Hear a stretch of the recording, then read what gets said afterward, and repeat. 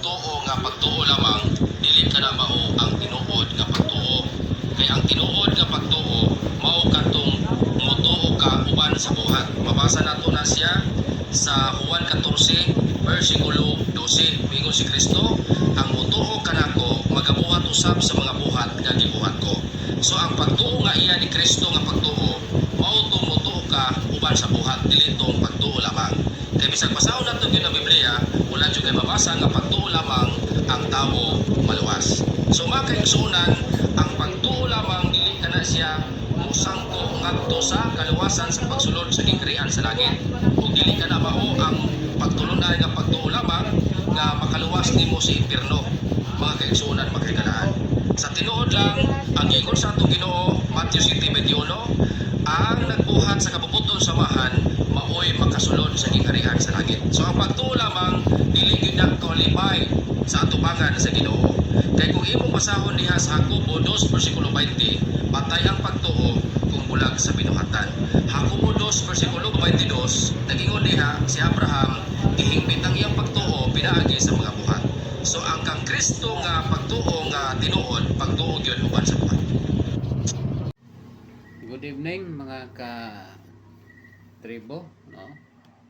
Gabi ira jud ta maka-upload tungod sa busy kayo mga ka-tribo nga trabaho dito sa atong ginagmay nga panginabuhian mo nang gabi ira jud ta maka-upload og video, no? Atong tiwason tong pagbasa kadtong sa topic ni Pastor Wilfer Lumantam bahin sa buhat, no? Kaya di jud siya ang iya jung gusto nga maluwas ang tao pinaagi sa iyang pagtuog buhat, no? 50-50, no? Na iya jud. Pero ug atong basahon ng Biblia, wa mo yun ang Biblia nga ang tao usa siya makadto sa gingharian sa atong Dios. Ang kalag sa tao mo tuog 50% sa atong manluluwas nga mao si Ginoong Kristo o 50% pod buhat, no? Wala, di ka makabasa na sa Biblia mga katribo. Ang mabasa nimo sa Biblia naiyon da sa buhat 16:31, tumuo ka sa Ginoong Hesus ug maluwas ka, lakip imong panimalay. Atong basahon ang James chapter 2, Santiago versikulo 2 o Jacobo versikulo 2. Kay gikuha man yung mga bersikulo ni Pastor Lumantam, kay wa ni mabasa na to gabi mga katribo.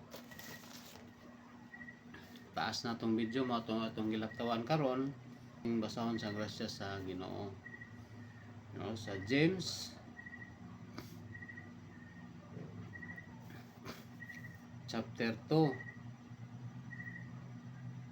na diha, no? James chapter 2 nagiyon dire 17, no? Chapter 4, 17, 25, 22 na diha mga katribo. Nagiyon dire sa chapter 14 o chapter 2 verse 14. Ilaktaw lang na to kay taas ni nga video mga verse 14, no? Santiago or Jacobo. Nagingon din mga gupa nga sa James, Santiago or Jacobo mao ra na sila. Nagingon dire atong i-direct sa verse 14 kay taas ning 26 unik kutob, taas ni maurot atong oras mga ka-tribo. Mga igsoon ko, unsa may kapuslanan kung ang usa ka tawo magaingon nga siya adunay pagtuo apan wala siya binuhatan. Makaluwas ba kaniya ang maong pagtuo ha? No? Kini nga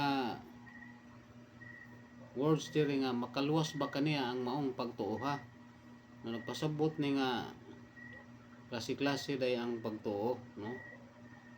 Klase-klase ang pagtuo. Kay pagtuo man, nagpasabot napay laing pagtuo. Ngayon dire, kung pananglitan usa ka igsong lalaki o babae walay igong panapot ug nakabsan siya makaon alang sa adlaw-adlaw. Ug nya usa kaninyo mayon kanila panglakaw ka na kamo nga malinawon painit ug busga ang inyong kagalingon sa walay paghatag sa ilang gikinahanglan. Una mga ka-tribo. Verse 18, apan kahay adunay mayon ikaw adunay pagtuo ug ako adunay binuhatan. Pakita ako sa imong pagtuo nga bulag sa binuhatan ug pinaagi sa akong binuhatan. Pakitaan ko ikaw sa akong. Ikaw nagatuo nga ang Dios usara husto ka niana. Ngani bisan ang yawa nagatuo man usab og nagapangurog sa kahadlok. Una mga katribo, no? Bisan si Satanas nagtuo og nagkurog pa sa kahadlok. Pero ingon dito sa 14, verse 14, makaluwas ba kaniya ang maong pagtuo ha? Ang pagtuo gud ni Satanas yawan-on mga ka-tribo. Di jud siya maluwas kay yawan-on man. Dili Dios nun ang iyang pagtuo. No, taphaw ra ba patuo-tuo. Dili tinud-anay, no, dili genuine nga katribo.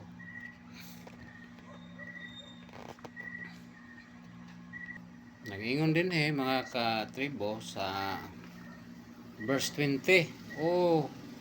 Apan taong kulang-kulang, buot ka bang masayod nga walay kapuslanan ang pagtuo nga bulag sa binuhatan. Mo di ang pagtuo nga dili genuine, pagtuo nga yawan-on, no? Kaya ang pagtuo nga gisgutan diha ni Santiago, Dios nun. Dili ba si Abraham nga atong ginikanan gipakamatarong man tungod sa binuhatan sa paghalad niya kang Isaac nga iyang anak diha sa halaran? Masabot mo nga iyang pagtuo di ay nagalihok-luyok sa iyang binuhatan ug ang iyang pagtuo nahingpit pinagi sa iyang binuhatan. Tumong ni Santiago nga human ka motuo sa Ginoo Hesukristo, mubuhat jud ka og maayo kay katong gibasa nato sa Ephesians chapter. Ang tumunggod ni Apostol Santiago niya na mga chapter 2 sa Jacobo or James nga doon na makahit nagtuo man kamo sa Ginoo, no? Kinahanglan dili mo magdinalo, no? Ipakita ang inyong pagtuo pinagi sa binuhatan. Wala man ta mo supak na ng patay ang pagtuo kung way buhat. Pero ang atong binuhatan dili na makaluwas. Kay ingon diha sa buhat 16:31 nga ang pagtuo ni kang Hesukristo mo'y makaluwas. Diha sa Juan 3:16 nga ang imong pagsalig mo'y makaluwas. Wala mo ingon ang imong pagsalig ug imong buhat makaluwas. Wa mo ingon dito sa buhat 16:31 nga imong pagtuo ug buhat mo'y makaluwas, kundi ang imong pagtuo ngadto kang Kristo Jesus mo'y makaluwas. Ang buti pasabot gyud na ni Santiago mga katribo nga human ka motuo, human ka naluwas, ipakita ang imong pagtuo pinagi sa imong binuhatan. Mao na mga katribo ang ipasabot ni Santiago. For example dire, no, atong isgutan si Haring David, mabasa na to sa ikaduhang hari or ikaduhang Samuel, murag na diha Samuel, nga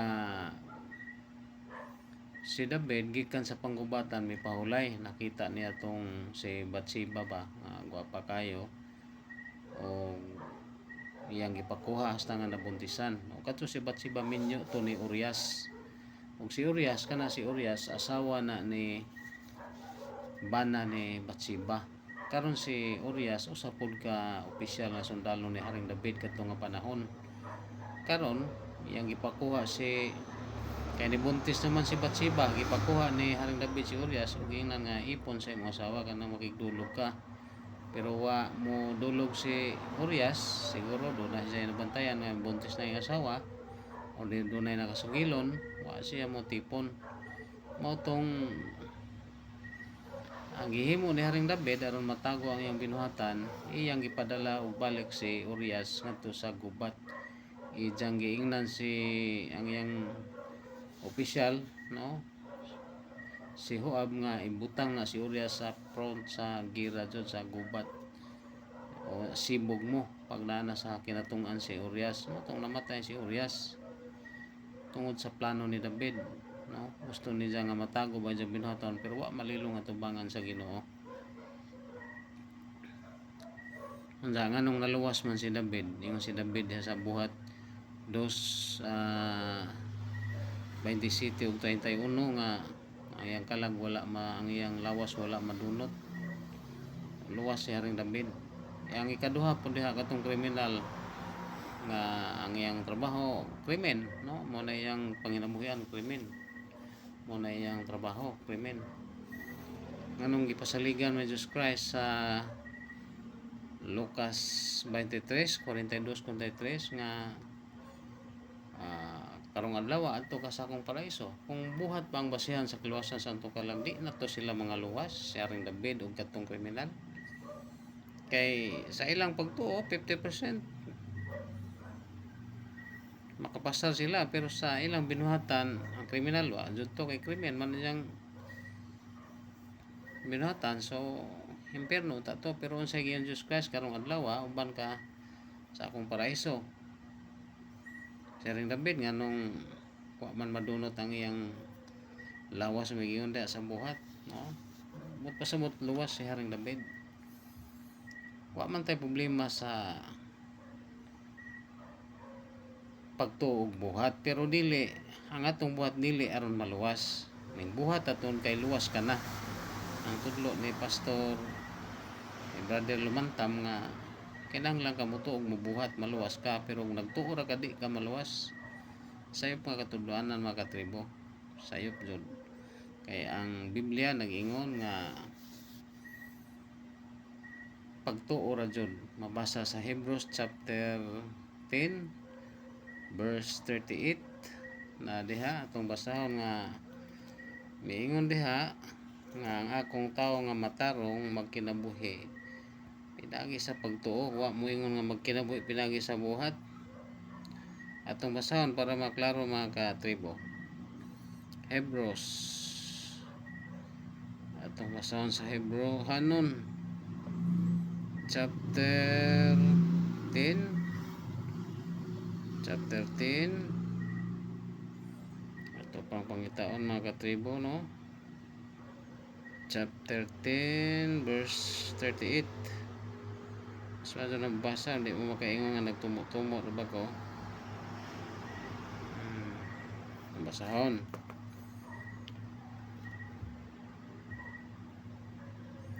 Hebrews chapter 10 verse 38 37. Kay sulod na sa lamang sa diyutang panahon ang usa ka taliabot magabot na og dili magalangan.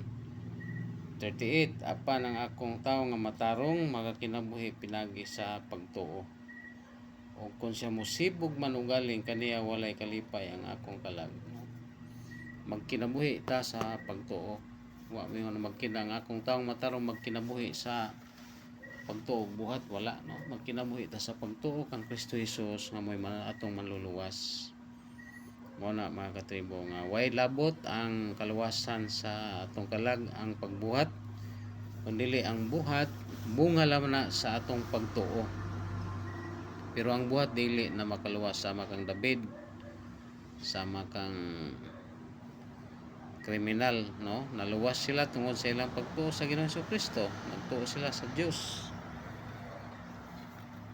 Mo na sayop ang katudloanan nga pagtuo og buhat aron ka maluwas. Pagtuo maluwas ka pinagi sa iyong pagtuo kang Kristo Jesus. Mo na atong gibasa sa Hebrews 10:38 nga kung taong matarong magkinabuhi diya sa pagtuo, wala mo yung magkinabuhi sa pagtuo og buhat.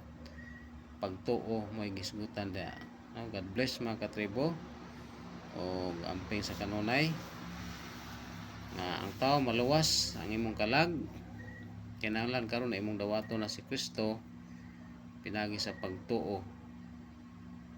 Kung human ka mo tuo, buhat kag maayo, dili aron maluwas. Kundi kay duna kay Kristo sa imong kasing-kasing.